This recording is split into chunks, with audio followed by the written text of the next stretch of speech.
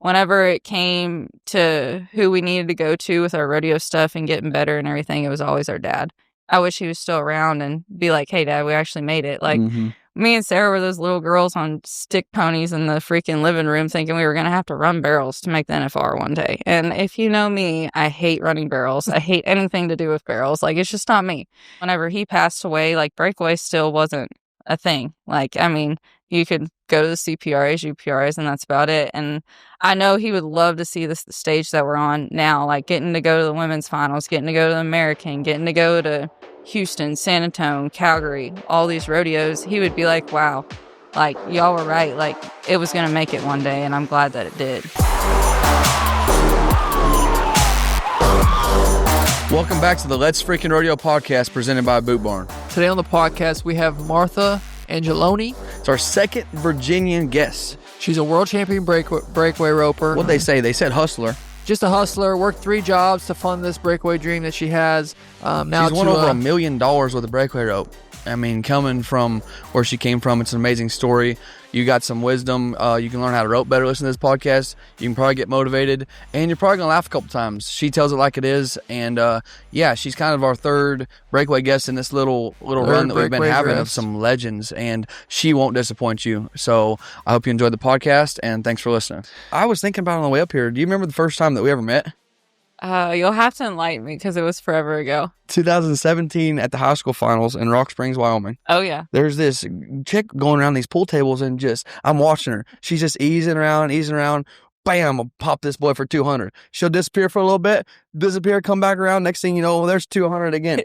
And she's working. I mean, you're grinding up there working some booth. You're like the low man on the totem pole for some company. Oh, yeah. Hustling these kids on the pool table. And I think that story, I just wanted to tell it because that kind of resembles the person that you are. Oh, so, yeah. Just a hustler. I used to I would work for Carol every year out there. I'd make all the team shirts and everything, which would have all the names and stuff on it. They were one of my sponsors back then, and I would always go work. I was something that I always had to do. I always had, I don't know how many jobs. Like my first year at college, I had 3 jobs and was trying to go to college and rodeo and try to make everything work. And that's something like even in the summer, back in the day, I would go out there at high school finals. I'd go out there at junior high finals. And then like during the NFR, I'd always go out there and work booths the whole time too. But that was one thing that I would always do. I mean, when you show up to a pool table and you're a girl, people don't think that you're going to be able to whip their ass at the end of the day. And I would go up there and bet some money against all these high school kids that think they were hot shots and everything. And I'd make a good bit of money up there. Hey, I'm just saying, I'm about to give myself a little pat on the back because I didn't bet. I played her. I didn't bet her. You were watching from the back and seeing if you wanted to bet her, but you did your research first. I did not. Oh, yeah. We've done a lot of You're actually our second breakaway roper? Third. We've done 2. You'll be our third breakaway roper. We did Larry D, then we did JJ, now we have Martha. You said you've watched the other 2, but you're kind of that's the old legends. Hey, Z. I mean, you're the little murder, but JJ will whoop your ass. And then now we have the younger generation. How do you think? I asked the same question to them as I'm asking you. How excited are you about where Breakaway is today? I think it's awesome. I mean, a couple years ago, it was actually a few more than a couple years ago now. When I came out here for college, there was no career as a breakaway roper. I mean, our highlight was making CPRA, UPRA finals. And don't get me wrong, I'm still the person that still tries to make those every single year before I go out for the finals and stuff. But that was our highlight. And WPRA finals at the end of the year, you could enter it for all of our world titles, as they would call it, and stuff for us. But we didn't really have like a end goal. It was more of like a hobby instead of a job. Even if you were one of the top breakaway ropers, it was still considered a hobby. Like you had to have a day job. I bartended forever. My first year of college, I worked 3 jobs. I worked at the sale barn.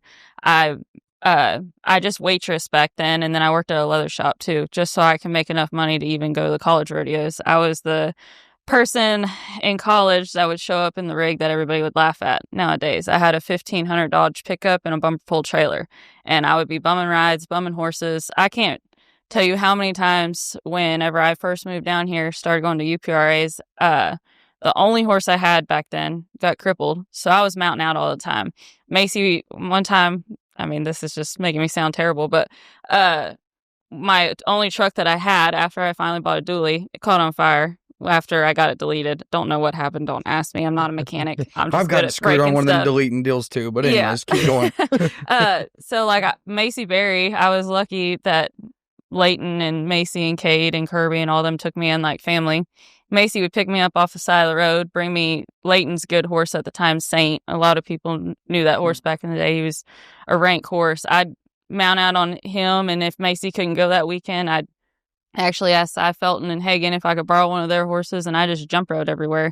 And that's one thing, like, a lot of girls, they have that one horse, and they can ride that one horse, and they can win on that one horse. But the day that that one horse passes away or something happens to it, their career ends. And that's something with me not being so fortunate whenever I grew up and just kind of having to ride whatever and jump ride whatever. It made where my roping today is a lot easier because I can fly in somewhere and say, hey, can I hop on your horse, and have as much confidence as I do as if I'm back in the box on Legend now. So you kind of skipped to what you did in college to get to where you're at now, and kind of how hard that was and everything you had going on. But tell us, a lot of people don't know where you came from, Virginia. Yeah. I mean, nobody knows what a rope is back there at all. So kind of tell us about that. How did you get into it? I mean, because you didn't show up over here and not be able to rope at all. Yeah. So tell us kind of about that. Okay, so y'all don't laugh, but my dad actually had a midlife crisis. He used to be like into motorcycles, street racer, all that kind of stuff. He was the Italian guy that loved all that stuff. Well, when he had his midlife crisis, he wanted to start riding horses. Well, back home, all there was, Ty, do not laugh at me, was jumping. So me and Sarah were actually jumpers first. We had to learn how to ride English. There was no roping by us. Like, the guy that we would go team rope at his house to learn how to team rope was 2 hours away. If I wanted to go to somebody's house that could swing a calf rope, it was 4.5 hours. Like, Joe B will always say that he always helped me and Sarah in our upbringing. But that's because he would come do clinics, and that was the only guidance we had towards roping. Like, our dad, hands down, helped us the most with our roping, but he was learning while we were learning. Like, me and Sarah, I can't tell you how we got to where we are now from where we came from, because we'd go to school and wear a buckle sometimes and people would laugh at us. Like, that's just not a thing around here. If you're a cowboy, they look at you weird. Like, you're supposed to be in the skateboard land, all that kind of stuff where I'm from. And that was something me and Sarah had to fight through junior rodeo, junior high rodeo, and high school, which we were always blessed. Me and Sarah were always at the top of the game in Virginia and stuff, but I'm not gonna lie, when I came out here, I got my ass kicked for a long time by girls like JJ, LD, Jackie, Hope, all them. I mean, one of my first college rodeos in Oklahoma, I got to back in the box and freaking go against Kelsey Chase and Cassidy Boggs. Like, that's not intimidating at all. You know what I mean? And like, back then I was so scared of both of them because they just had the RBF, no offense. And I didn't even want to talk to them. But now today, they're some of my biggest competitors, and they're some of my dearest friends too. And it's just crazy to think from where we came from that I'd be backing in the box at the NFR. You know what I mean? Because if you went to where I'm from, you'd be like, I don't even know how these girls knew what a horse was, no less that. But yeah, we were jumpers first. So did that help you when you started roping? I mean, whenever I have to go to these futurities and ride everybody's horses and they jump the barrier 3 times in a row, I never usually text me. Thanks, Nick, for that. But Nick Trevilla? Oh, yeah. That's a great horse trainer, too. Yeah. That shows you how hard training horses is, man. The futurities ain't for me. I'm not good enough. I mean, I'm not the best at them, and I always just ride other people's stuff. And last time, Nick threw me on one that jumped the barrier 3 times in a row. They're like, do you just want us to draw out? I said, why? He's getting better every time. So you're saying, how old were you? Are you middle school when your dad's you starting to ride horses? Elementary? We were elementary then. So, like, we never really roped probably till you would almost get into junior high. Like, 4th, 5th grade is kind of when me and Sarah picked up a rope. Before then, it was just like running around barrels and poles and tying goats and stuff. Was it love at first sight for you? Because it's like, oh, you're the only cowgirls in the basically county, state that you even know of. They're making fun of you. You got like You just loved it? It was hard. I loved it. And that's the thing, like with this sport, it doesn't matter if you're just starting out or if you're rodeoing like we do full time now. Like you have to love it. If you don't love it, you don't need to be in it.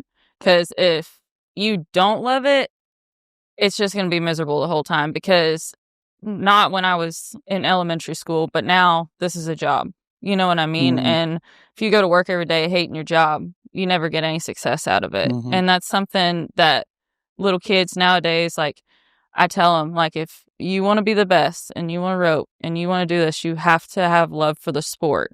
Yes, we all get frustrated. We all want to quit. I mean, sometimes we want to hang ourselves with the rope we're trying to use that day, but you have to love it to be able to be successful in it. So.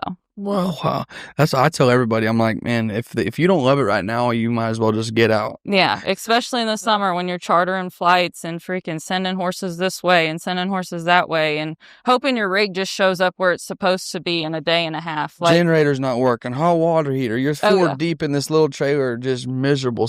Eating at the gas stations. I mean, you gotta love it. Yeah, you have to love it. You gotta love every bit of it, even the parts that we don't love when your freaking bearings catch on fire at 3 a.m. and you're trying to figure out how you're just going to pull the wheel off and go to the next one. Like, It's just stuff like that people don't see. They see all the glory in rodeo. They see everything. They don't see all the hours behind the fact, all the failures that we all have. I mean, none of us, if you look at our catching percentages or our time percentages at the end of the year, half of it's under 50% for our winning percentages. Like if you sit down and actually do the statistics. And that's the stuff that people don't see. They see when we win Reno, if we win the world, if you win San Antonio, if you win Calgary, Cheyenne, they see all that, but they don't see everything else that we go through behind the scenes. All right, guys, we're going to take a quick break from the podcast to tell you about our presenting sponsor, Boot Barn. Boot Barn sponsors over 600 rodeos across the country. Every time I go into a rodeo arena, I see a Boot Barn banner in there.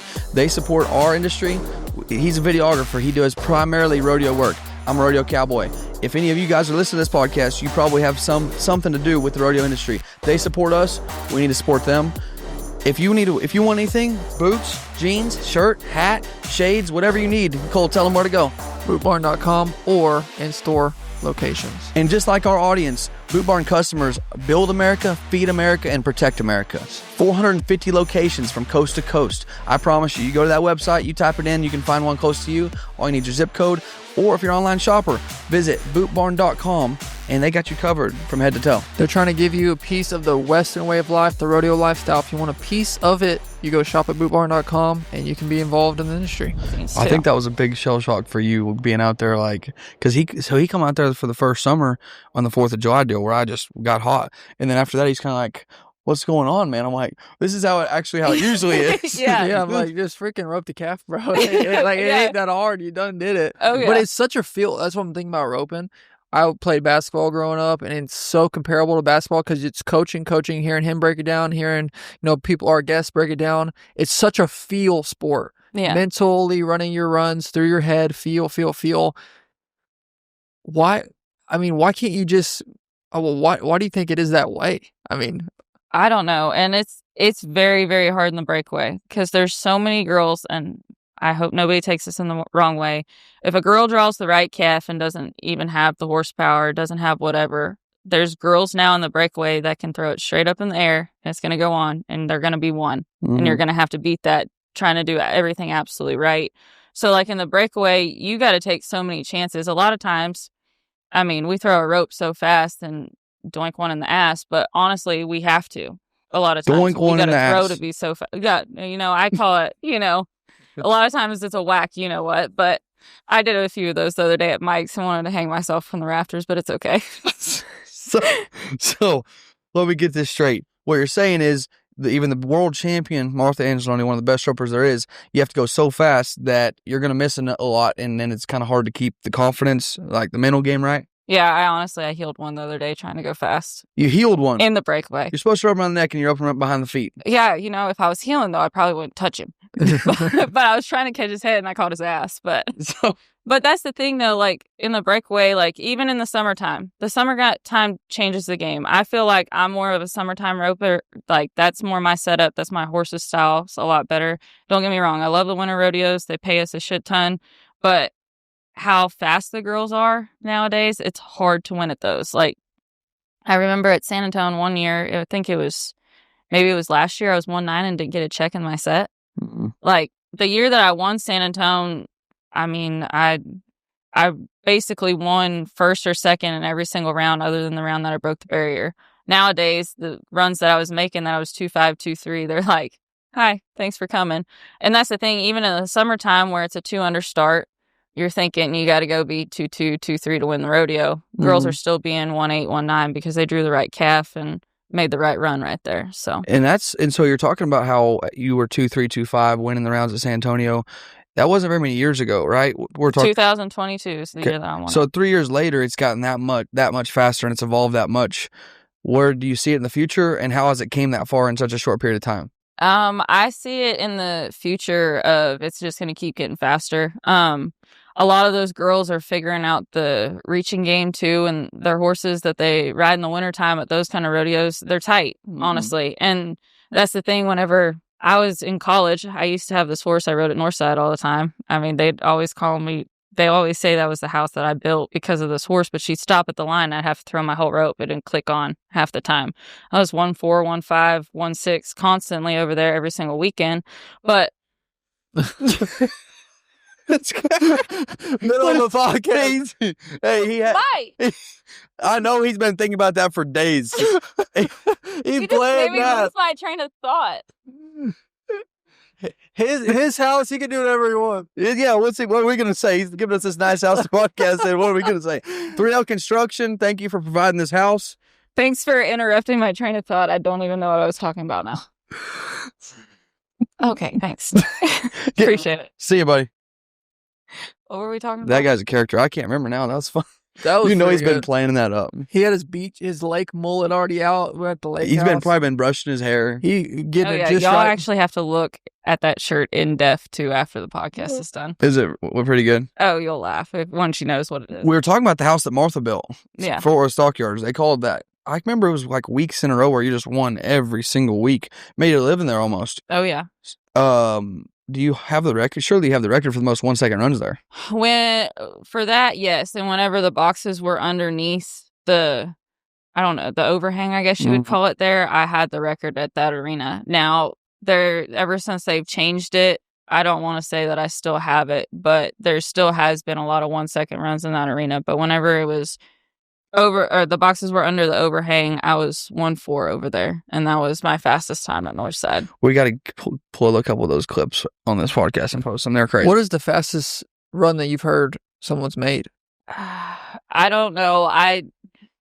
Ty's gonna have to help me with this one, which I don't know because you weren't on over on that side. There's a guy that used to go to Ricky Canton's ropings all the time. Bubba Kendricks? Maybe. Rode a big gray horse. Yes. He would throw at the barrier every single time. Yeah. I've watched him be 1-1 at Ricky's one time when I first showed up down there. This one I had no money. I was like, yeah, I just want to go to the Jackpot. Well, they had the open breakaway. South Texas legend. Or the something. Infamous, no-named South Texas legend. I know he rode a gray, and he would throw his whole rope at the barrier every single time. And I've seen him be 1-1 before down there.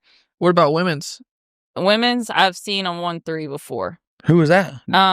It was actually Sawyer Gilbert. We were at a jackpot somewhere, and I don't remember where we were at, but I've seen her go 1-3 on the paint before. horse.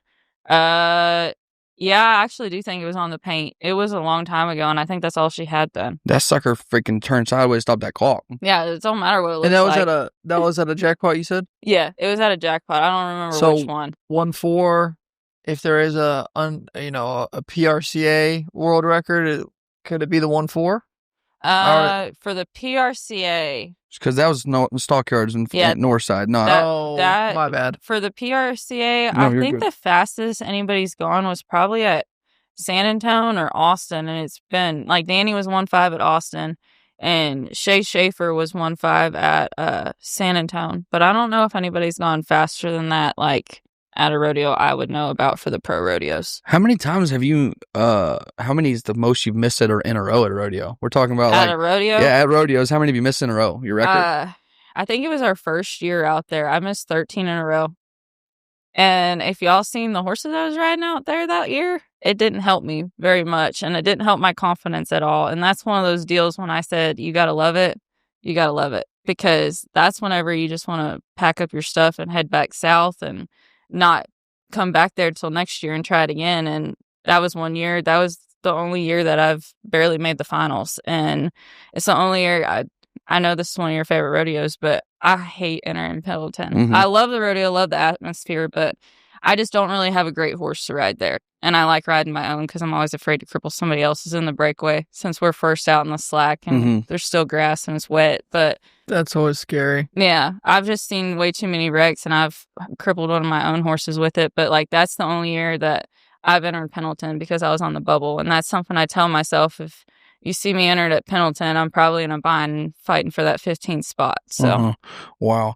So that kind of shows how great you are. Is that was your worst year, and you kind of that year made you want to go home, and you still made the finals. Yeah, there's been a bunch of times out there in the summer. I mean, it's hard. Now we're kind of having to where we have a couple of jackpots, and I mean, if you know me, I'm a jackpot addict. I enter every jackpot, every UPRA, every open rodeo, every whatever you can enter. I just like making runs. That's something for me. Like, I can sit here in the practice pen and go over and over and over again, but who are you trying to beat in the practice pen? That's the thing. I can go try to be 2 swings on every single calf and be 1 something, but there's not a barrier. I know what the calf's going to do. I know what this is going to do. I like putting myself in the position to where I have to score. I have to read the barrier on a calf. I have no idea how to, what he's going to do, all that kind of stuff just to get myself ready. Like the other day, I was just BSing with Shad, and I was like, I need to come rope one day. I said, I don't care if we match. I don't care what we do. I just need to come rope somewhere other than my house. And I went over there and roped, and it helped my confidence so much because I just went over there and blasted the whole time. Like, Shad's like, where's this been?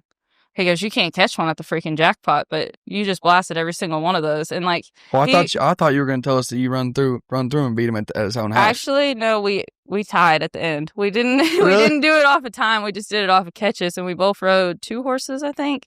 And at the end of the day, I think we both missed 1. Wow. And I ran. I'm not going to tell this to Shad, but I mean, he's going to hear this. I ran a lot more than he did, but I'll still say that we tied at the end. I was on my shitter practice horses. That's what I was. He was on Rampage and stuff like that. I ran like 25. He might have run like 10. So that's what I was hoping to hear. Yeah. Little friendly battle for you. Yeah. But that's the thing. Like that was something like even with me and Sarah growing up. Like at least I had somebody like Sarah to rope against all the time. Like even coming from Virginia, nobody ropes around there. At least I had somebody that was a badass. Even when she was little, I hated this about my sister. She didn't have to practice and she'd go win at the rodeo. Really? Me, I was one that I had to sit there and try to figure it out. Sarah, it was more natural born talent. She could go do whatever she did all week and show up at the rodeo and win. Mm-hmm. But growing up around somebody like Sarah, which, I mean, you probably feel like this with Joel Braden too, having somebody like that behind you and pushing you and helping you, even when they don't want to do it. Because like my sister, she's one, if the rodeo's an hour away, the jackpot's an hour away, she's probably not going. That's how she is. That's how she's always been.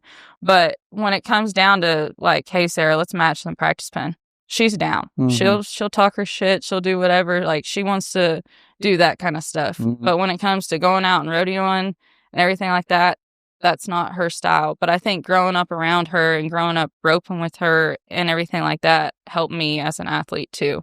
So. Wow. That was one of my questions. Like, I mean, with the competition not being as tough in Virginia, especially then when Breakaway Roping was so far behind what it is now, do you think you would be as great as you are if you didn't have her to kind of rope against and rope with? Honestly, I mean, it would have been a lot harder to get here. Like I said, whenever I got out here, I got my ass handed to me for a while. I remember one of my first ropings, which I probably shouldn't have broke out at this roping, but was Joe's when I got out here. I was 2'2", 2'3", 2'4". Didn't win shit. You know what I mean? Like, that's one of those ropings, though. Like, I mean, everybody always talked about it. I always heard about it. Like, it was one of the prestigious ropings. It was, I guess it's over Labor Day weekend, the one in September he always has. First roping I came to out here. And I wasn't even disappointed in myself that day because I thought I roped my butt off. I thought I did everything that I could do. And I was like, man, I got to get better. This is about to be what I'm competing against all the time. And I didn't even smell a paycheck today. And that's one thing. I didn't have horses when I got out here. I had one breakaway horse. And I mean, people will laugh at me for this story, but sometimes at the college rodeo, he'd be bucking me off sometimes when we made a run. There's one college rodeo in Garden City where I actually broke my nose in the breakaway. It was 2-4 and made the short round. I do have the video. I'll let y'all watch it, but we gotta see that. I'm trying to picture how you break your nose and 2-4. Well, let's just say you're in the middle of your throw. He humps up.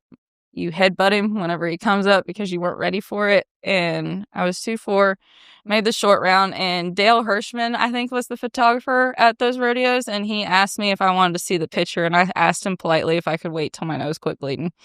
Did you have the picture, though? I hadn't. No, I didn't. You never got it. I never wanted to see the picture. I had the video for myself. Your nose was still bleeding. Yeah, my nose was still bleeding. And actually, Rhino warmed my horse up that day, so I cussed him after the fact. He didn't love you enough. Come on, Rhino. Yeah. Rhino. He was probably up there helping them guys in the bulldogging. Well, that's what he said. He wanted a job that day and asked if he could warm up one of my horses. I said, yeah, you can warm up this horse. I mean, it was snowing outside. I said, but you got to make sure you warm him up good. After my run, he looked at me. He goes, I guess I didn't warm him up. I started laughing. And if anybody knows Rhino, like, he's one of the most kind-hearted souls and will try all he can for you and stuff. So that's a funny story we always have between us. I bet he felt bad. Yeah, I'm like, you're never warming up one of my horses again. Especially not if it's cold back. Yeah. So I know you and Sarah were really close to your dad growing up. Yeah. Is that kind of what you would credit your toughness and your hard work and determination to? I mean, yeah, like, okay, both of my parents were very, very hard workers. Like, my mom always had so many jobs. Like, she raised labs. We actually came from a family that's what my parents did. They did dog trials. They raised all the hunting dogs and everything like that. They have every field champion title that you could have for all the hunting dogs. My mom took all the rodeo pictures. She would take wedding pictures, and she was actually a college professor and stuff. But I don't mean this rude, Mom, because I know you'll watch this, but, like, if you asked her to go catch a horse and saddle it, she would have no idea what you're telling her to do.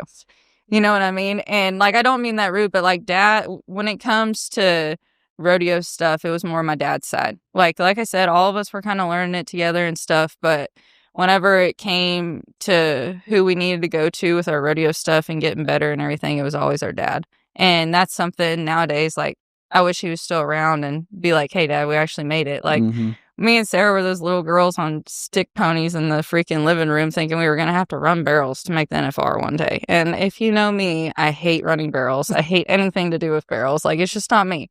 And it would be cool nowadays because whenever he passed away, like, breakaway still wasn't a thing. Like, I mean, you could go to the CPRAs, UPRAs, and that's about it. And I know he would love to see the stage that we're on now, like getting to go to the women's finals, getting to go to the American, getting to go to Houston, San Antonio, Calgary, all these rodeos. He would be like, wow, like, y'all were right. Like, it was going to make it one day, and I'm glad that it did. You know what I mean? Exactly. And it's like, my mom got me something special from my first NFR. She bought me a picture from Jackie Jensen, and she actually had an old picture from high school. And she changed the picture out, and she made it on this big metal thing, and it's actually my dad pushing my last calf versus the pusher that they pay. And when I tell you, when my mom brought that to me at the Patriot that year, I might have looked like a little girl and started crying. But it was something, like, Dad was always there for us through that journey, and he was always the one that pushed us even harder. I mean, like I said, I was talking about the horse that bucked me off. I mean, he's bucked me off in the practice pen. I was sitting there wanting to cry, and he's like, get back on that. You know what I mean? Like, what are you doing? Teach him it's not good. Like, I mean, that's how we grew up. We grew up on horses that you buy for couple $1,000s and have to make it. And that's something today I feel very blessed for what I came from to where I am now, especially with my horsepower and everything like that. Like, I mean, the 2 horses that I bought last changed my career, but even like the little mare I jackpot on, I didn't spend hardly anything on her. I spent $1,800. It was a Facebook buy. You couldn't lope her in a circle. I'm not even joking. It was interesting when I bought her. Really? But like, it's stuff like that you can turn in to a pot of gold in the end. You know what I mean? Wow. I've always been curious about the horse market on a Facebook marketplace. You know, I used to be a Facebook market shopper. My gray head horse that I had on all the time, he was $1,750, but I had to give the guy $1,800 because he didn't have a halter to give me. And he liked this halter because it had beads on it. And sold you the horse, but not the halter. No, I had to pay him $50 more because it cost him $50 for the halter. So I bought him for $1,800. And then the little mare that I ride everywhere at all the jackpots. I mean, sometimes she's a you know what and can act like a mare, but I mean, I bought her for $1,750 off a comment on Facebook, and she turned into one of the best ones I have. Wow. So What about stories you hear? What is the you plus people you've seen? What's the Facebook success rate? Good horse success rate. it just depends. Honestly, and I don't mean this the wrong way either, but it also depends on who's on the back of the horse. There's so Yeah. many people, and I might be a little biased right here, but just like my sister, she can take a horse that's hardly anything and turn it into something great. Because Sarah is one of the ones that'll be patient, train the horse like it needs to be trained. If it takes 2 years, it takes 2 years. If it takes 6 months, it takes 6 months. Me, I get a horse. I'm like, you're either going to be a practice horse deluxe or a jackpot horse, or you're going to make it. So I'm going to put the pressure on you right now. And if you can't take it, I guess you're going to be one that I run 20 on a day. But that's the thing. That's where, like, you can get on Facebook and buy a horse, and it could be a horse that could go in many different directions. It just depends who's on their back too. Wow. So I will say, though, I don't care how good you are, there's probably been some failures. Do you have any good stories about your Facebook marketplace? There's gotta Man. be. Yeah, Facebook marketplace purchases. There's a stallion right here, and then they roll up and it's a colt, a little donkey. You know what I'm saying? There's been a few of them. Pictures aren't what they are always made up to be. Just like how people talk about Instagram models. They look so good on Instagram, and then you see them in person, and they ain't the same thing. It's a lot different. Yeah, I've had And a bunch filters. of filters and angles for sure. But I've had I still have one of them. That gray horse that I had when I went and picked him up. I mean, the boy was so worried about this halter, but the horse looked like a rescue horse. I honestly bought the horse because it looked like he was starving to death You feel versus bad anything. for it, yeah.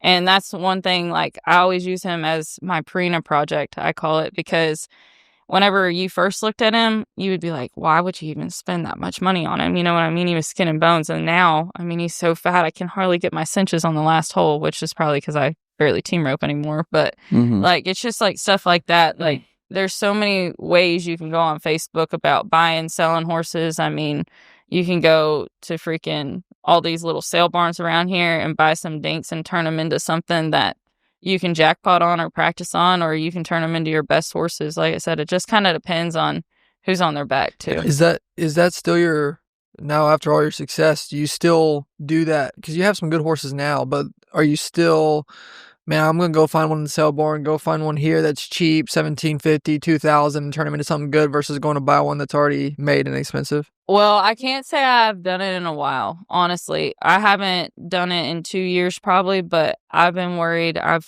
kind of been trying to be grown up, and I just finally got both my trailers paid off. I'm trying to buy a house. I'm trying to do all that right now. And I'm not trying to spend just a lot of money on like the little things like that you can flip, because I am a terrible flipper. I'm one that buys, and if it doesn't make it, it turns into one of my practice horses. So then I have 4 practice horses versus 2 practice horses and stuff like that.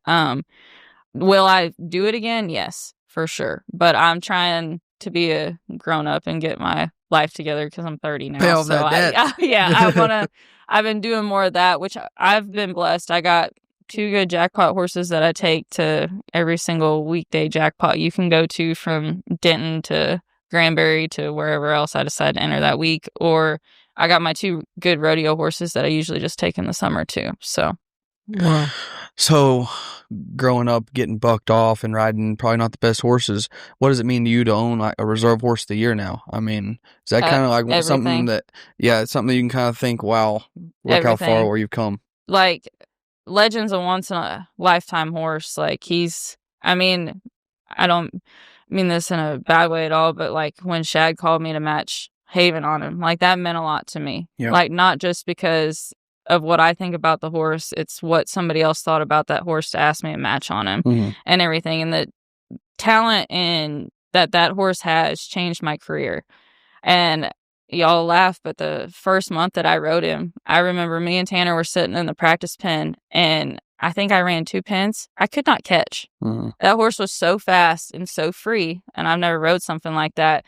And he's like changing his tie down, changing all this to try to tighten him up to fit me. And I was like, look, I'll just learn how to ride the horse. Like, there's nothing wrong with this horse. I'll learn to ride the horse. And having a horse like that now, to where I can go to Salinas, I can go to Cheyenne, I can go to all those and know that I have the best shot as long as I draw the right calf.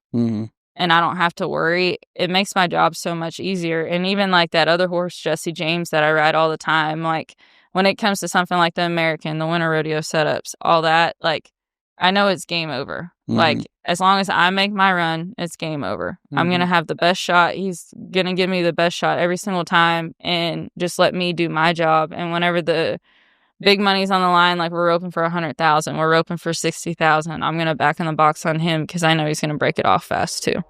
Wow.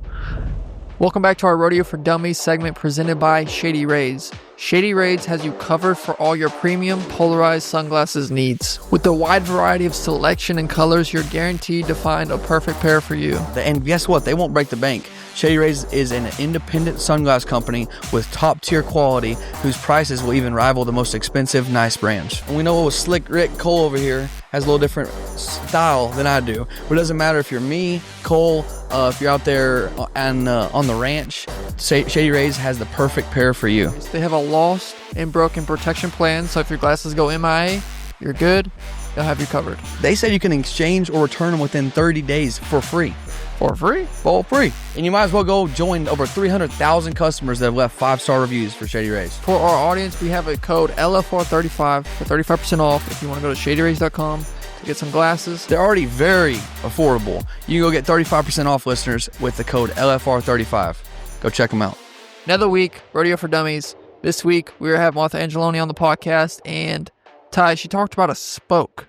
Yes, sir. What is a spoke? So your spoke is how far your hand is from the eye of your rope. She talks about how she roped with less spoke because she says that puts her tip down. Come back to one of our other Rodeo for Dummies segment and we'll talk about the tip. But the spoke is how far your hand is from the eye, and that kind of helps you control your rope. She gets into it. She explains it a lot better than me. Thank the Lord for awesome guests. Yep. They can make our job easier. Wait, what? So what? You didn't even say what the spoke was. How far? I said the distance. I'll explain. Is it distance from the horn knot to... No, sir. This is a great one for Cole then. Okay. We got our boy right here. It's how far the distance from your hand to the eye of your rope is. So your handhold, wherever you're swinging your rope, and when you feed your rope, that's all a feel thing of how much spoke you want to have, how far your hand is away from the eye of the rope. So when you have a lot of people rope, they'll grab the eye, and they'll just start roping up there. You get yourself a good, you can't go too far, get yourself a little bit of room. A little bit of room. You can't get yourself too far because then it's really hard to control your rope. For all you beginners, get yourself about, I don't know, 4 to 12 inches anywhere, somewhere in there where you can get away from the eye, where you can swing the rope, but also not too much because you're going to lose one strand of it. So the eye and the spoke are the same thing. The eye is the hondo. Okay. You know what I'm saying? The eye of the rope, right? Okay. You know what I'm saying or no? No, it's an explanation. Okay. Big Mike. So the eye of the rope, I don't know how else to describe it. It's the eye. But then the spoke. The spoke is how far your hand is away from the eye. That's the distance in between your hand. The spoke is the distance. The distance. So it's a measuring distance. It's a measurement. So we ain't got a ruler out there, but yeah, I mean, just pull your hand back away from that eye of that rope, and that's your spoke. Gotcha. Yes, sir.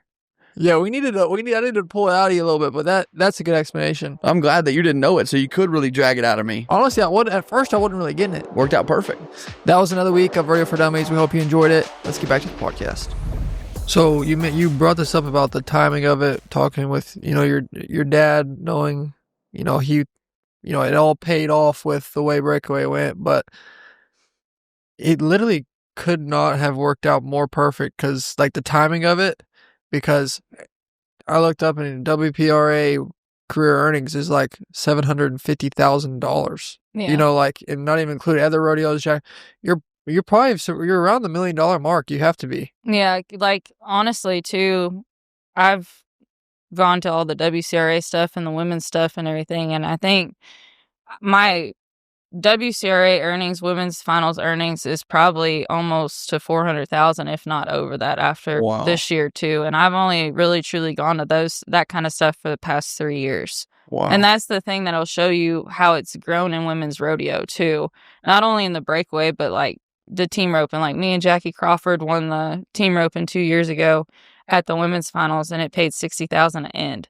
Like we wanted to pass out. We didn't know that we were going to be offered that kind of money in women's sports alone, no less the team roping or the breakaway and stuff. So it's grown tremendously in every areas for women's rodeo and stuff. And I mean, the opportunities we're getting now is crazy. I mean, from the American to probably the third week in May, I mean, a girl can go home with $200,000 if they just do their job. I mean, just like Josie Connor. I mean, she won the American and the women's finals back to back, $169,000 in the same arena within a month. Wow. You know what I mean? Well, not the same arena. I guess we were in Globe. Same parking lot. Yeah, same parking lot. A Global Life and AT&T Stadium. Arlington. Yeah. But I'm thinking 2018 is your rookie year, correct? Yes. I was looking up, and which is crazy. First off, it says you won like $8,500. Yeah. The tough time 2018. Yeah. Oh, yeah. Well, that's the thing, too. Like, I know JJ and LD and all them have talked about the other rodeos, the women's rodeo. Like, a lot of those standings were just off our jackpots and stuff. Like, we didn't truly just have, like, the rodeos to go to. It was like, okay, this CPRA rodeo counted, or this jackpot that Dirk had counted, or just all these sanctioned jackpots that come in would be counted towards the year end. Like, the end of the year, the girl that'll win the heading or the heeling a lot of times won the BFI and all that kind of stuff. Like, it's just little jackpots that we would count to win the world. Gotcha. And it's crazy now. Like, I mean, now I wish my jackpot standings were my world standings right now. Like, I think I have close to 50,001 in the jackpot standings this year, and I only have like 25,001 in the pro standings. And it's crazy to think, like, in 2018, if I had that one, I mean, that's what girls were winning the world with back there. And I have that one not even halfway through our season for the other pro rodeo standings. So are you down there in the standings for the pro rodeo? Right now, I'm 20th. And this is, I hate to say it, but like, there's 1 year I've had a good winner. And I don't know what it is. It's like an Achilles heel for me. I haven't gotten over it yet. I always just do decent in the winter. I've never just had a stellar winner. It's because there's not enough of them. You every day. You run them every day. Well, now too, this is a weird year for me. We used to be able to enter everywhere and enter everything, and now they're limiting us. And I have a different opinion than everybody else on that, because I feel like they're wanting to limit us for, like, the people, which I understand, the people that are moms that want to do more stuff with their kids and have their job and everything. But I feel like we're still growing. And we don't have equal added money everywhere yet and everything. And I think if a girl wants to make a career out of this, let them go to as many rodeos as they want to and stuff like this. So this year is really kind of a learning path for me, because I don't know what's a unofficial or what's an official or anything like that. Like, this is something that's new for me. What's the limit? 80. 80. Yeah, this year. Big difference. Yeah. You went 1 year, I think you went to 130 yeah. I mean, the first year that we could go to however many we went to, I mean, I went to 120 something, I think. And then 2 years ago, I went to 102. Last year, I went to 92. So, like, this year, I haven't hardly entered anything. Like, I always love going out to California. Like, those are my style rodeos, everything. This year, I didn't even go. Like, it's just been weird because I've been sitting home, and I mean, I've been jackpotting and stuff. Don't get me wrong. Like, it's not like I'm just sitting at the house not doing anything. I'm still rodeoing, but I haven't been pro rodeoing. But it's just like the stuff, like, over the 4th. I remember one time you were talking on some podcast or some deal I watched on Facebook, and you said there's some of the good rodeos you can't even count because of the limit. And, like, that's something this year that I'm learning. Like, I didn't know which ones to count or which ones just to enter and unofficial and stuff. So this year, it's even harder with all that stuff. And right now, going into the summer, I'd probably have about 30 rodeos. I think right now I have like 15. Really? So it's kind of getting to where NBA has 82 regular season games. Yeah. The rodeos are getting so big that the stakes are getting higher that you can't. And then every game is becoming more and more valuable. You got to perform good. It's like, it's just, the whole sport's elevating. I love it. Oh, yeah. Well, and that's the thing. Like y'all said, it's hard to find the stats on the WPRA. Well, it's hard for us to know, like, what we're going to get added into. Like, that kind of thing. Like, so I'm trying to leave, like, 10 rodeos. Because I don't know if something's just going to pop up and we're going to get added. Like, I didn't know we were getting added to Casper until the other day. I tell everybody, and I'm thankful for all the opportunities that we get as well. So I'm not trying to sound like I'm complaining, but I tell everybody we're in the only sport that doesn't know the rules when the game starts. Yes. And you don't know what's going to get thrown at you. Just like, was it, I don't know, one year whenever Sioux Falls just kind of popped up. Mandan just kind of popped up at the end of the year. Like we didn't know about it. And there's just stuff like one year we're all betting on San Juan at the end of the year, and then it gets canceled. And that was going to be a lot of people's make or break moment. So you're saying a lot of these rodeos are probably like there's a rodeo, Casper, you just said, where it's June 5th right now. It's just now popping up, and you're kind of making a rough schedule in your mind of where you're going to go, and stuff's popping up in the middle of the year that you're having to change things. Oh yeah, that's a month from now, and you just now find out you're going. So I mean, it's just like Salt Lake. They haven't put the listing up yet till the other day, and they're taking 40 girls, I think, this year. Like stuff like that, it'll just pop up out of nowhere, and you'll be like, man, I got to enter that, but that wasn't in my plan. Exactly. So like for me this year, like I would, because I claim Texas for my circuit.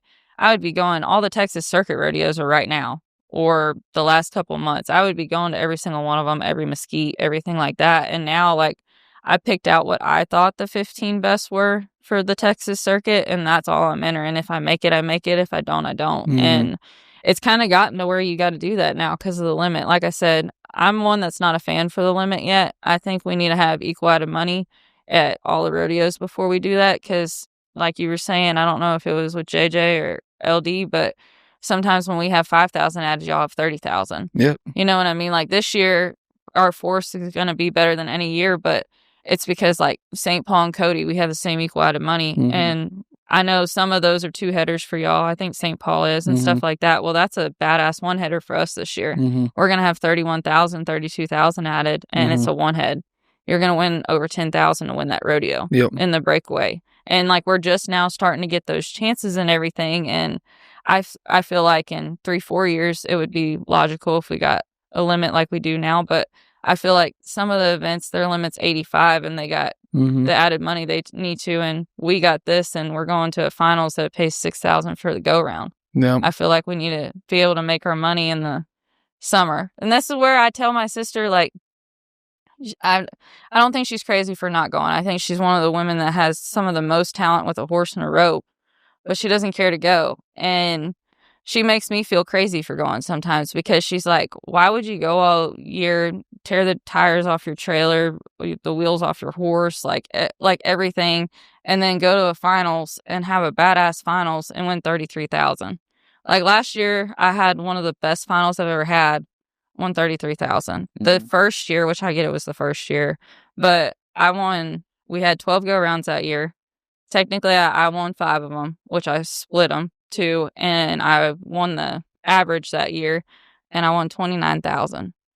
Whenever it would be one of y'all's, and I would have won over 200. Yeah.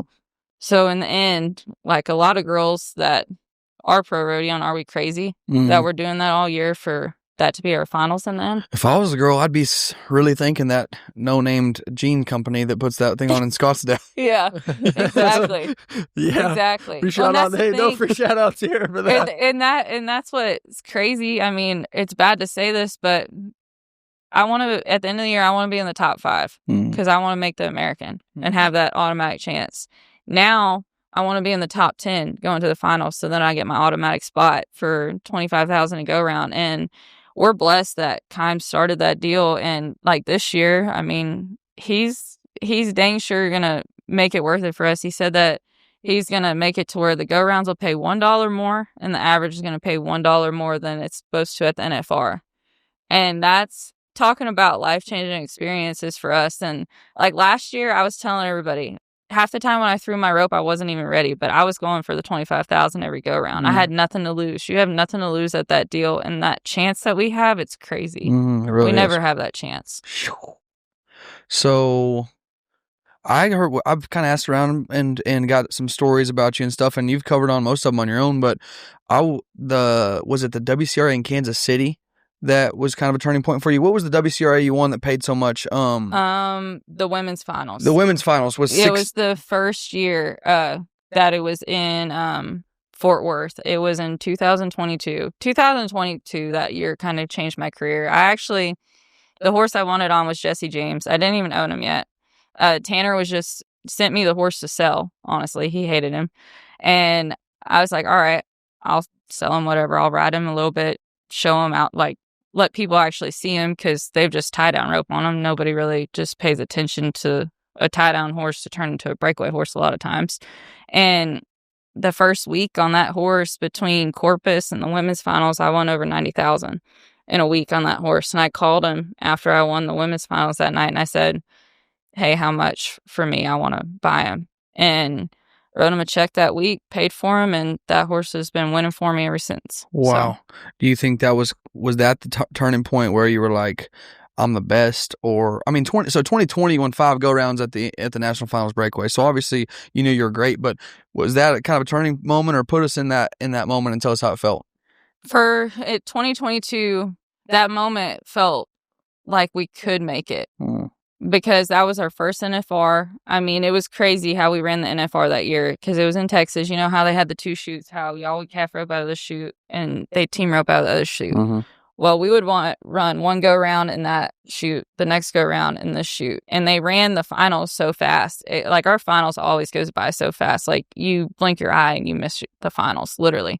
But in 2020, that was probably the changing moment for women's rodeo whenever we first got to go to the NFBR. Mm-hmm. And for the changing moment in my career was probably in 2022, though, was right after the women's finals and stuff, when I actually had that opportunity. Like, I hate to say this, but I never really had money. It wasn't because I'd like to spend money, anything like that. It's just because I always had to work for everything I have. Like, y'all are going to laugh at me with this, but one of my first years in college is I was so broke I had to pay for a Subway sandwich and change.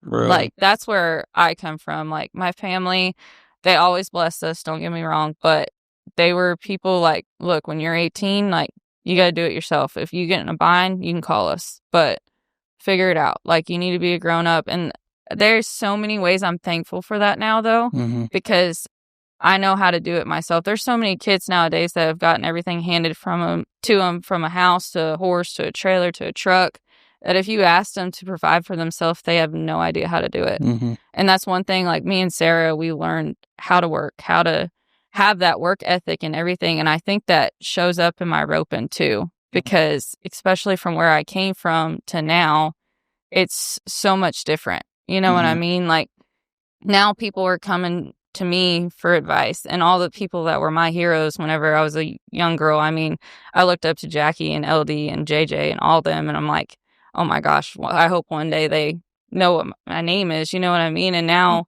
it's the other way. Like, I think it's crazy when we're at the rodeos and a little girl will come up and ask you to sign their hat, because I never thought we'd get to that point. So I feel like in 2020, that's where that point changed for us in the breakaway. But for my personal as a sport, career, and then...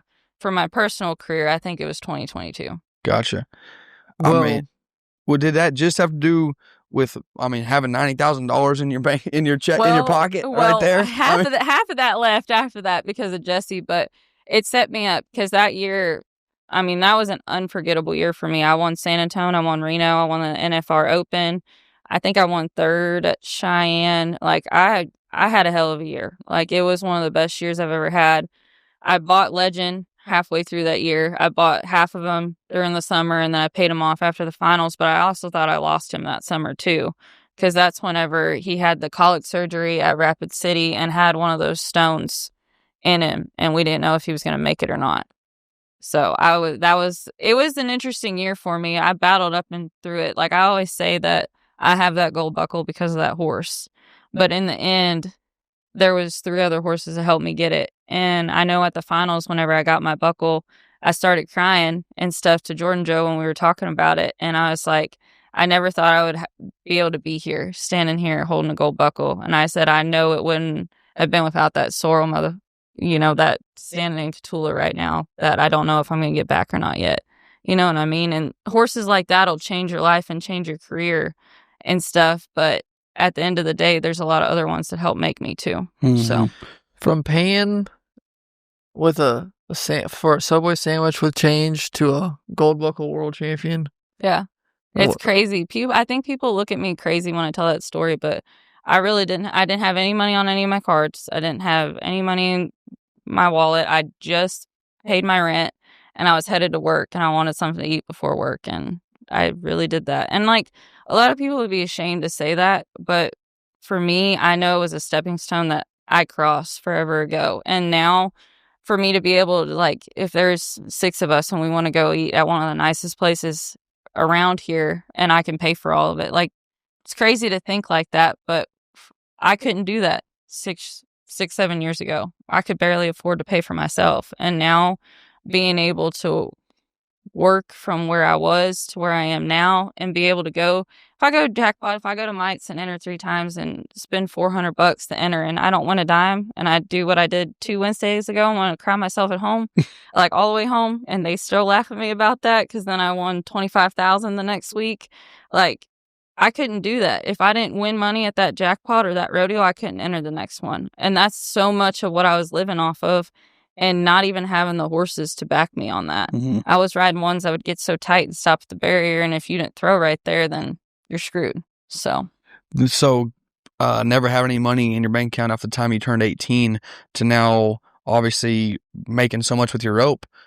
Are you a quick spender, saver? Investor? I'm actually a good saver. Like I said, I've been trying to buy that house that I live at and everything, and I've been paying off everything. My thing is like the other week I won Corpus and I won that VRQ bonus and I just took it all and paid off my trailer. Like, I'm one of those people. I don't like to have or owe anybody anything because I don't want it doesn't matter if it's a person that I borrowed $20 from or a bank that I borrowed $100,000 from. Like, I don't want it at the end of the day where anybody can take anything away from me. And I think that's just from how I've grown up. Mm-hmm. And I always felt like I owed somebody that helped me because there's so many times I bummed a ride or bummed this or bummed that just because I didn't have anything or my horse was crippled and all that. I was just, nowadays that I'm blessed and I have that ability, I always want to be able to take care of all my stuff and myself. And I don't feel like I'm a big spender. Do I spend money on stupid shit? Yes, but not all the time. The 20 this is just like a list of 2024 rodeos, but you won California, or you won Salinas, California, you won Spanish Fork, Utah, Tremont, Utah, Phillipsburg, Kansas, co-champion at Bryan, Texas, co-champion at Burley, Idaho, co-champion at Jerome, Idaho. You finished second at Cleburne. You finished second at Bremerton, Washington. Second at Caldwell, second at Albuquerque, second at Claremore, tied for second at Weatherford. I mean, that's what, like 12, 13, 14 rodeos right there that you're first or second just in 2024. In 2023, you got second at Cheyenne, correct? Yep. I mean, talk about, these are prestigious rodeos, like the biggest rodeos in the world. It's hard to get a feel on how special it is because she talks about the jackpot the same way she talks about Salinas. Exactly. So that ain't no joke. Is there a rodeo that sticks out in your mind? I mean, all the big wins? I feel like I speak for every rodeo athlete when I say this, other than, some events are probably pretty scary there, but I've always wanted that Salinas buckle. And I hate to say it, but I wear that buckle more than I wear my gold buckle. Mm-hmm. Partly because my tee's fallen off of my gold buckle. Legend got a little tight one day, and now the tee's crooked, but that's the story for another time. But I don't know. Like, that was one of my bucket list rodeos. Another one of my bucket list rodeos that I've gotten close to that I haven't won is Cheyenne. Like, that's one of those rodeos I always want to win. And I feel like those rodeos stand out in people's talent and their horses, which I know a lot of people have to jump ride when you go to Salinas and that week's crazy and everything. But I feel like Salinas and Cheyenne are the true testament to your horse, especially in the breakaway. It's whose horse can score the best, run the fastest, and set your run up. Because there's so many different elements at those rodeos, and it's not just, let's see who can hit the line and throw your whole rope. Those rodeos, it's who can set your run up the best and make the sharpest run. And I feel like that's where I'm very blessed in my horsepower, because you can't ask for a better horse than like Legend at those. Mm-hmm. And at those, like at Cheyenne, a lot of times y'all run the calves first. Y'all get them when they're walking fresh. Well, we're getting the second and third runs and just praying that y'all knocked them on the back of their heads and they're not just going to take off. Like in the semifinals last year, I drew Glenn Jack's calf. He was the nuts the day before. He knocked him on his head. I was like, man, he's about to be great. I didn't have a shot till I was going to be 7. Yeah. Like, that's how it is in the breakaway, though. Like, you're just kind of hit or miss on what you're about to be. We really don't have a go or a feel to it. Mm-hmm. You just kind of got to wing it and everything. And that's where I say, like, those are bucket list rodeos, though, because you got to make some shit happen at them. That's true. And you better draw the right calf. Yes. I told my dad, money's great. We always are chasing money, but there's those rodeos that you want to win first at. You know, you might take those chances. I had a really good calf a few years ago and just kind of just tied him down in 1/3. I think I was like a second off first, and I told my dad, I was like, I'm probably going to look back and regret that one. I hope I run another calf like that to have a chance at winning that rodeo just because it's such a special bucket list one to win. Yeah. But, so, growing up in Virginia. You said that calf was the nuts. In my documentary that I made, you said, I got my 3rd round calf, and then the farthest calf was the nuts. Have to win. When you gotta use them. You have to use them. That's whenever. That's a new shirt for y'all. I've never heard. I don't even know what that's a saying. I've heard everybody say it is. Like if you call somebody and ask them for their video and they said that's the nuts, like that's when you're like, oh my gosh, yes, I'm about to win this for you. That's when you get them goosebumps right there. You get the goosebumps right there. Oh yeah, I promise you. Hey, that's cool. That's also where I think experience and being able to handle the pressure, like she talked about pressure, pays off. Because if you drove, let's say you drove 75 hours this week and you've been to 6 rodeos, you might not have ran a calf that you could win on at those 6 rodeos. You show up to that 7th rodeo and they tell you got the nuts. You're gonna make it happen. Right you're a little tight in the box. I mean, but you can't safety up and miss the barrier. The game's too fast. You ain't gonna win nothing. Yeah, you have to apply pressure, but don't mess up. You know? Yeah. And I know it's like that in the tie down too, but even in the breakaway, it's even harder with it because, like I said, a lot of times you got to throw your rope when you're not ready, especially when you don't have the nuts. Like you might have a running off calf that nobody's caught yet, and you just kind of make it work. Just like Angelo this year, it was my first calf. I was the 2nd run on that calf, and I was the only person that caught that calf the whole time. He hauls ass, goes to the left, absolutely terrible. And I asked Wyatt, he pushed for me that night, and I said, hey, will you right hip him? And I knew I had to hit the barrier and throw my whole rope. And I was 1.7 that night. I was one of the fastest times of the whole rodeo. But that's like when you have to make shit happen. When you right hip them, you try to put them in the right lead. So you'll have, like if a calf goes to the left really hard, if you try to right hip them, it'll put them in their right stride for at least the first or 2-3 strides maybe coming out of the box. And like that's your chance to rope them.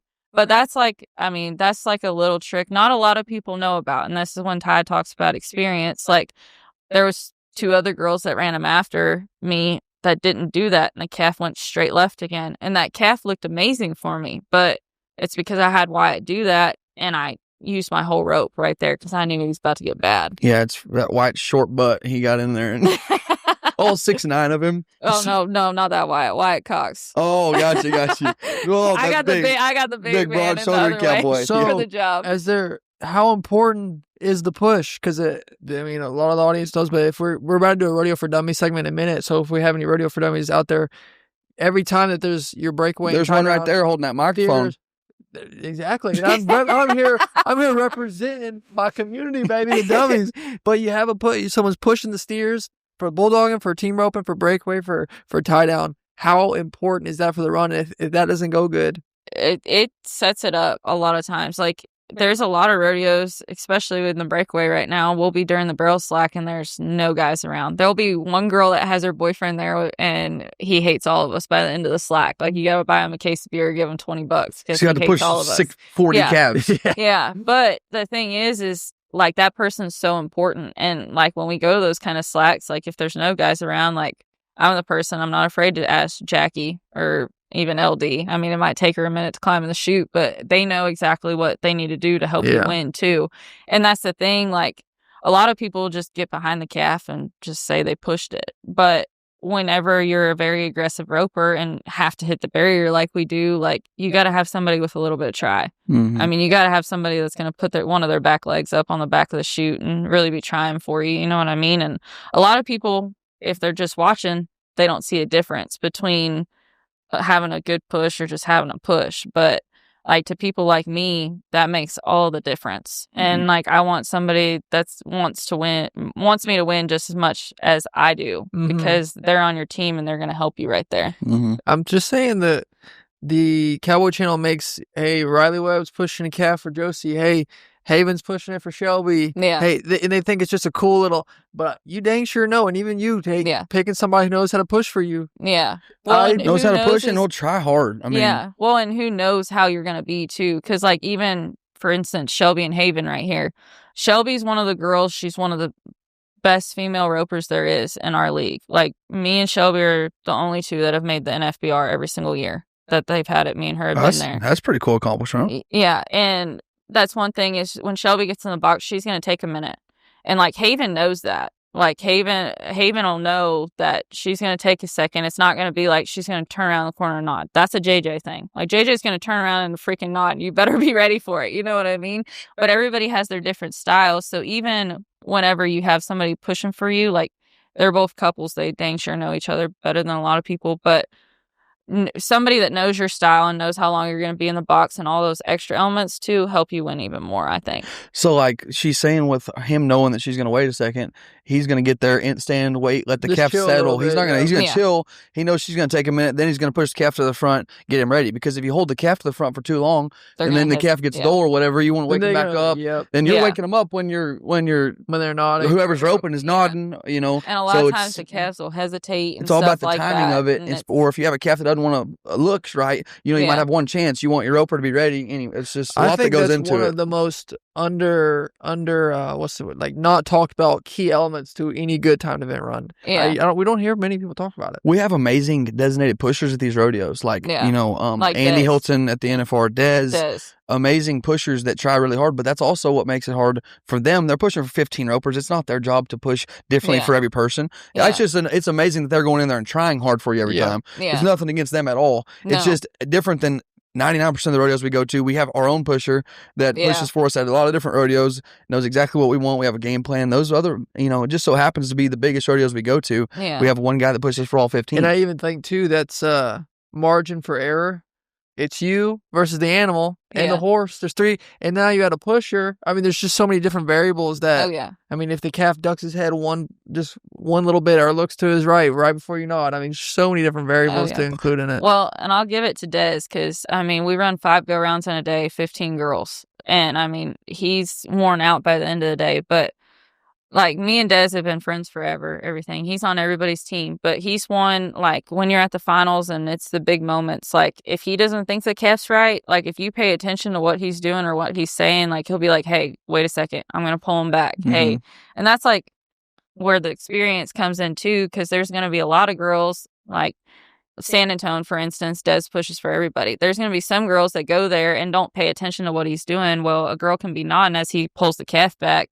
Well, you get a terrible go. You're going to break the barrier. You're going to be You're behind. watching the daggone big screen. Oh, yeah. Oh, yeah. You need to watch down yeah. there. Yeah, You but watch right there while she's beating your ass. Yeah, exactly. But that's like the thing. Like, that's what I love about having Des push for us at the finals. And I don't think enough girls give him enough credit at the finals because it don't matter if this is his 72nd calf he's pushed today. If he doesn't think the calf's right, he's going to say, hey, wait a second, I'm about to pull him back. Hey, he's not looking. Hey, like, he'll make sure that you're going to get the best go every single time and try your heart out. And like I said, the other guy that pushes for y'all the whole time, like, I think he's pushed for us the first year and everything, but I didn't know him like I know Des, and Des dang sure make sure that he helps you as much as he can too. They're both awesome. I bet my boy Big Dez, he don't mind about the credit, but you better put some money right there for my boy Big Dez. He likes that money too. Give Don't some get money. me wrong, but He's he like, dang sure "Screw deserves credit, it. give me some money." He's working, man. I think it's crazy to think that you're literally in your prime, the best you've ever roped, and you're roping good now too. But like when NFBR starts, all the big rodeos start adding all this money. It's like it could not have been perfect, like more perfect timing. But the fact that you were actually in your prime, because that's what I was trying to talk to Larry D about. I was like, when they're starting to add this money, I was like, you could be rich. But then she kind of was talking like she has different priorities, different stage of life, you know. Well, she is though. She's kind of on the deal where I think she's going to rodeo a little bit this year and stuff, but a lot of them, they'll still be around for it, don't get me wrong, but a lot of them are on their way out. Like, they have different priorities. Like, JJ, she's still gung-ho to rodeo, but I'll tell you what, that Kaysen's more important to her. Like, if Kaysen's even at a UC roping that's going to pay $200 to win it, she wants to be there cheering him on versus backing in the box for 50,000. Like, and it might sound crazy me saying that, but that's where her priority lies. And that's where they're at in their life, though, because, like, JJ, she's one of my closest friends, and she'll be like, I had my time. My time was in the wrong time.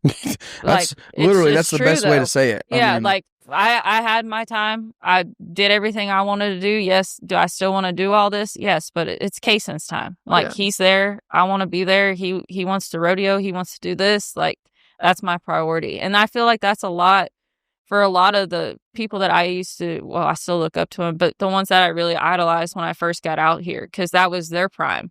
We just didn't have the opportunities that we have now. Speaking of talking to JJ, she has a pretty good clip talking about how she doesn't set goals. Yeah. Are you a goal setter? Are you an everyday type go-getter like her, or how do you look at it? I try to set goals every single year. I mean, everybody's goal is to win the world at the end of the year, but like I said, like, my goals, like, for this year, I want to be in the top 5 to make the American. I want to be in the top 10 to make the Kimes deal. I always want to try to be the best female roper there is, and not just in the breakaway. Like, I love team roping. I love doing all of that. Like, whenever there's an all-around title to be won, like, that's my goal at the end of the week. And that's just something that's always been me. Like, don't get me wrong.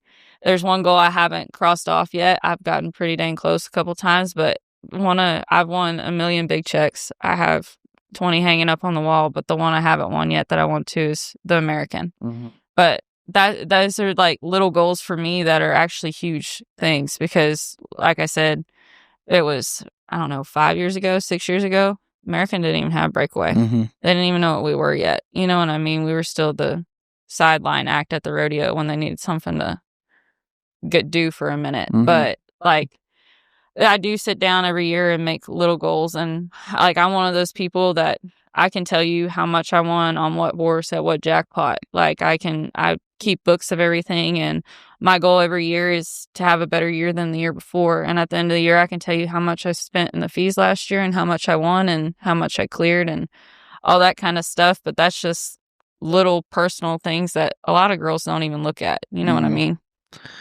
Which you could go in 6th to the American, just so if you're gonna win it, you know, you might as well get. I might as well do what Ty and Jackie did that year. Might as well split that million. I mean, do you feel in the big moments? Do you still feel pressure and nervous and jittery?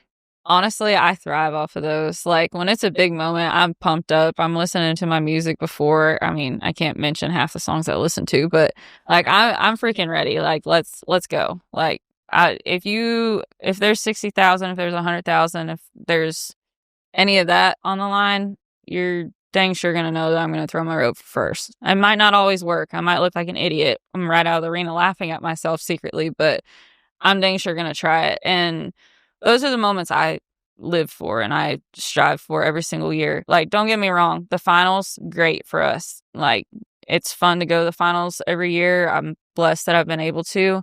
But I love the moments like the American. I love the moments like the women's finals when you're backing in for that much money, because those are the moments, even the Kimes deal, you back into the box last year, you know, this run could change your life.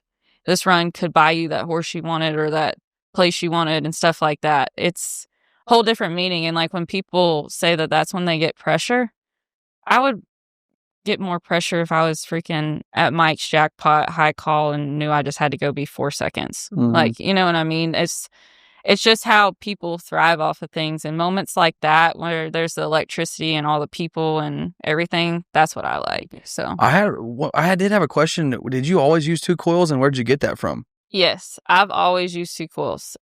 Where I got it from is the first horse I ever rode that would stop at the barrier line. I needed that many, but for me, 2 coils is a lot easier for me to reach. Mm-hmm. I have a lot more feel with my rope than I do with 1 coil. And I feel like I'm one of the girls that rope and reach the most nowadays. I mean, JJ's one that always reaches. Danny's one, I mean, she's going to throw when she's in the back of the box. It's going to go around the calf's neck, and you're just like, oh my gosh, that just happened. But I was always the one that didn't have the horsepower, and I had to learn how to reach. And with 2 coils, it helped me a lot more, because I feel like I have roped with 1 coil before, but a lot of times I throw it past them. I can gauge everything a lot better with 2 coils. And like how JJ says, how y'all were talking about how she lets a coil go whenever she throws, I let at least one of my coils go. And everybody always thinks that my rope's so much longer, but they'll be surprised. Like, there's been a bunch of girls, like Josie Connor one time, it was I don't know, 4 years ago, Jade pulled her rope and put it next to my rope, and they were the same length. Really? Yeah. That's shocking. Jackie's done the same thing and stuff like that. But it's not that my rope's that much longer that I have to use 2 coils. It's just the feel for me. It helps me a lot more. And I use my spoke a lot shorter than a lot of girls because it naturally pulls your tip down. So that's something that helps me whenever I'm reaching, is having 2 coils and having a shorter spoke. We got a lot of good terms that she said today for Rodeo for Dummies, like spoke, hip, calf. I feel like there's middle school girls are gonna watch these podcasts and they're talking about how they use their rope, that you're gonna have some tough competition in 10 years. Like, you're probably gonna regret sharing some of this stuff. I mean, you see half of these girls at the junior opens, and I'll go help them a lot and everything, because there's a little girl that, I mean, she's not a little girl, she's 16, but I consider my little sister is Harley Pryor. She's one of the best ones coming up right now, and I mean, I hate when she's going to turn 18. There's a lot of girls that just are turning 18 this year that are about to be in it that, I mean, they're going to be threats. There's a lot of girls at those junior opens. The only thing that they're going to have to get over, and I mean, I'll say it about every one of them, is all these junior opens have taught girls how to not score, because it's literally nod, go, throw, pull, do whatever, just to be one everywhere. But I feel like after those girls rodeo a year, it's going to be lights out after they learn it. Yeah, I mean, you think about it, those 16-year-old girls were like 10, 11 when Breakaway made this change. They've had their whole childhood and into their teenage years knowing with their dads or their teams, knowing that they actually had a legitimate chance to make a living with their rope. So it's extra added motivation, extra work, discipline, time and energy that you're going to put into it when you can actually make a living doing it. Yeah. Oh, yeah. If you had to share one thing that the fans overlook when it comes to breakaway roping, or something that they don't see, what would that thing be? I feel like a lot of people overlook how girls get up in the box and start the rope. I feel like the girls that set themselves up the fastest in the box is something a lot of people overlook, because a lot of girls that are one, especially in the winter time and stuff, like, I feel like there's a couple girls that can do it, but I feel like I'm one of the ones that can actually get 2 swings off in the box and be throwing my 3rd swing out of the box. Danny's one that, I mean, I don't even understand how to talk about how she scores, but she can have 1 swing straight up in the air, the next swing down, and be throwing a flat loop from the back of her saddle and catch the calf and be 1-0. Kelsey's one of the most aggressive ropers coming across the line. Like, I would hate to be in the way of any of her ropes. And just how she sets up all of her runs, and that's why she's so aggressive in such a winner, especially at those kind of starts where it's 3 under, 2.5 under, stuff like that. You can't beat her. And I feel like a lot of people don't look at that aspect on the difference of what makes a girl a 1-second roper or what makes a girl a 2-second roper, and all of it is set up in the box. And that's a lot of things that is more advanced, but a lot of people wouldn't even look at that, honestly. For sure. And that's why, like, I feel like, I mean, people have jokes about how girls move around the box so much, and I'm not a dead scorer. I hate sitting there dead, because then I just feel like I'm behind. I feel like I always got to be moving. I might walk my horse up 3 different times just because it doesn't feel right. But I feel like if I'm trying to get up ahead of my horse before the run even starts, I set it up even faster. And if you watch girls like that, a lot of the girls that are doing that kind of stuff are the ones that are actually faster too. Wow. So moving in the box is one little trick that you use. For me, I mean, some girls like sitting dead still, but for me, for sure, it helps me. And then what about throughout the run, other elements? So you score, and then what other little tricks are important to you?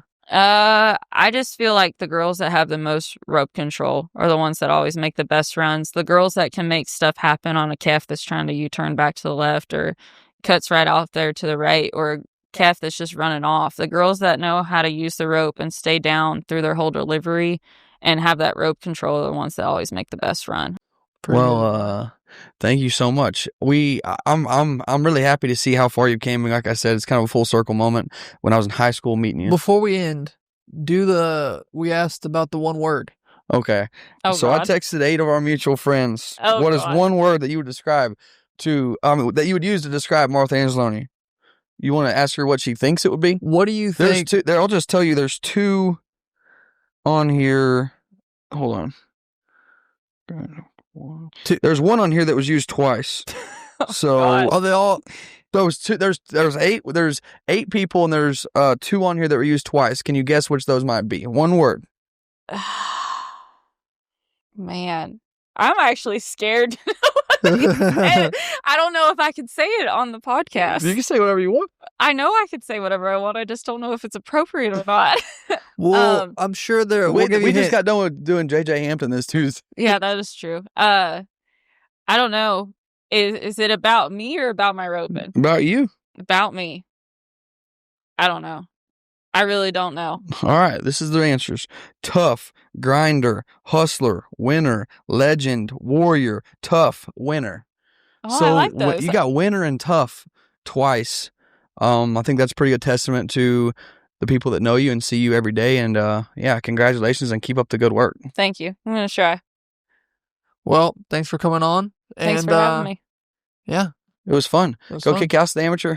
Yeah, I'm going to try. Gotta get my hair done first. Feel bad for every amateur girl that has to go rope against you. Yeah, I think they're ready for me to go home or leave for the summer. All right, thank you very much. Thank you. Thanks.